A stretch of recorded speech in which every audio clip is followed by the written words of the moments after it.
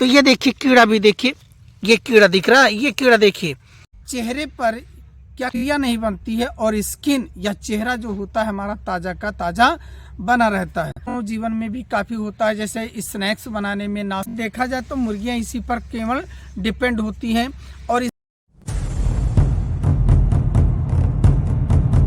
तो बच्चों आप लोग कैसे हैं? देखिए मैं आज अपने खेत में आया हूँ, मक्का का ये खेत है, देखिए मक्का दिखाई दे रहा है आप लोगों को। और मैं आज अपने फील्ड में आया हूँ, मक्के पर वीडियो बनाना चाहता हूँ कि हमारे बच्चे मक्के के बारे में जाने। मक्के के यूज़फुल के बारे में बात करें बच्चों, तो यह जो भुट्टा होता है हृदय और हड्डियों के लिए काफ़ी फायदेमंद होता है, क्योंकि इसमें कैल्शियम की मात्रा बहुत अधिक मात्रा में पाई जाती है।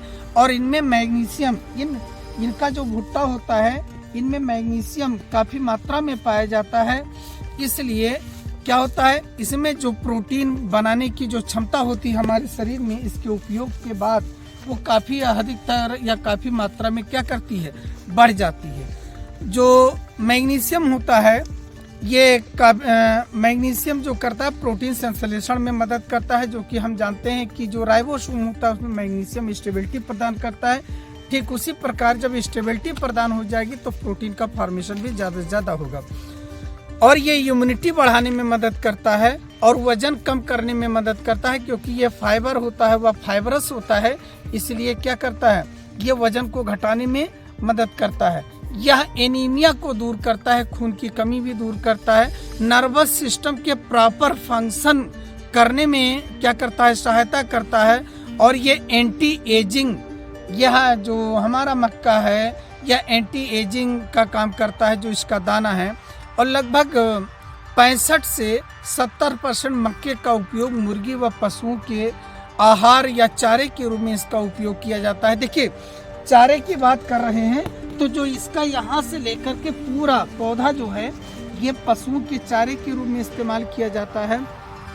और जो इसका दाना होगा, दाना भी इसका काफ़ी मात्रा में क्या करते हैं, हम चारे के रूप में या उसके पौष्टिक आहार के रूप में उपयोग करते हैं। खासकर मुर्गियों में देखा जाए तो मुर्गियां इसी पर केवल डिपेंड होती हैं। और इसका जो आटा होता है ये इसका उपयोग मानव जीवन में भी काफ़ी होता है, जैसे स्नैक्स बनाने में, नाश्ता बनाने में, नमकीन बनाने में इसका उपयोग काफ़ी मात्रा में किया जाता है, पॉपकॉर्न बनाने में। जो अब देखा जाए विटामिन ए और विटामिन सी इसमें अधिक होने के कारण ये चेहरे पर क्या करती है, झुर्रियाँ नहीं बनती है और स्किन या चेहरा जो होता है हमारा ताज़ा का ताज़ा बना रहता है। इसकी बात करें तो इसकी पैदावार 1 बीघे में लगभग 8 कुंटल तक के हो सकता है। और इसकी जो पक करके तैयार होने की जो टाइमिंग की बात किया जाए तो क्या लगभग 120 से 135 दिन तक ये लग जाता है। हाँ, इसके जो पकने का जो समय है थोड़ा बढ़ जाता है। कारण क्या है, जो ठंडी में इनकी ग्रोथ क्या होती है, कम होती है। अगर जब ये गर्मी ज़्यादा पा जाता है तो बहुत तेज़ी से ग्रोथ करता है बच्चों। तो इस प्रकार हमने मोनोकाट का ये प्लांट है, इसका सेक्शन काट करके हम लोग भी देखते हैं। मोनोकाट ये प्लांट है, उसके बारे में थोड़ा यूजफुल एस्पेक्ट्स बताया हमने। देखिए यहाँ पर कीड़े से बचाने के लिए किसान भाई क्या करते हैं या हम लोग क्या करते हैं, इनमें कहीं कहीं धनिया के बीज बो देते हैं, जिससे धनिया का पौधा उगाता है। देखिए अब फिर यहाँ पर देखिए, ये देखिए धनिया का पौधा लगा रखा है, धनिया का पौधा लगा रखा है। ये देखिए धनिया का पौधा, इसमें लगाने का क्या मतलब है, देखिए जो धनिया की पत्ती में जो गंध है, सुगंध है, उसकी वजह से इसमें जो होते हैं कीड़े नहीं लगते हैं। इसकी गंध की वजह से इसमें कीड़े नहीं लगते हैं। वैसे इसमें कीड़े अधिकतम मात्रा में मक्का में लगते हैं, इसके ऊपरी सिरे में इसमें लग जाते हैं। अगर कीड़े को दिखाएं हम, ये देखिए ये कीड़े मैं दिखा रहा था, ये देखिए इसमें देखिए ये कीड़ा लग चुका है और पत्तियों को खा रहा है। और इसका जो एंटीरियर एंड जो ऊपर की तरफ ग्रोथ करने वाला है, इस हिस्से को क्या किया, उसने काट दिया। यहाँ पर इसमें कीड़ा आ गया है और इसको नष्ट करने के कगार पर है। और अगर देखा जाए तो ये देखिए कीड़ा भी देखिए, ये कीड़ा दिख रहा है, ये कीड़ा देखिए, ये जो कीड़ा है यही कीड़ा आ करके इसके कोमल पार्ट को अंदर से काट देता है, जिसकी वजह से पौधे की ग्रोथ ही नहीं हो पाती। जब वो काट दिया, जो ग्रोथ करने वाला है ऊपर आगे जाएगा उसको ही काट दिया, तो उसमें ग्रोथ की कोई संभावना नहीं होती है। इसलिए क्या करते हैं, इसमें धनिया की जो बीज को हम बो देते हैं, जिसकी वजह से क्या करते हैं, उसकी गंध से कीड़े कम से कम लगते हैं।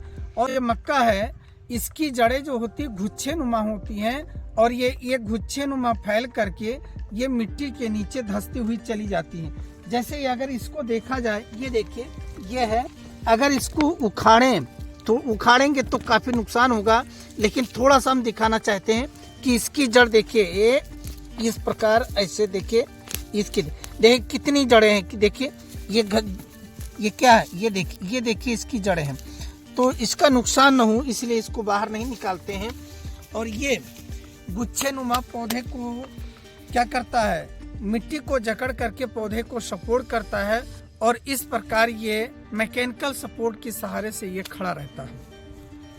अब इसके यूजफुल एस्पेक्ट्स को देखा जाए तो बच्चों, इसका जो यूजफुल एस्पेक्ट्स है उससे पहले मैं बताता हूँ इसके मेल और फीमेल होने का गुण।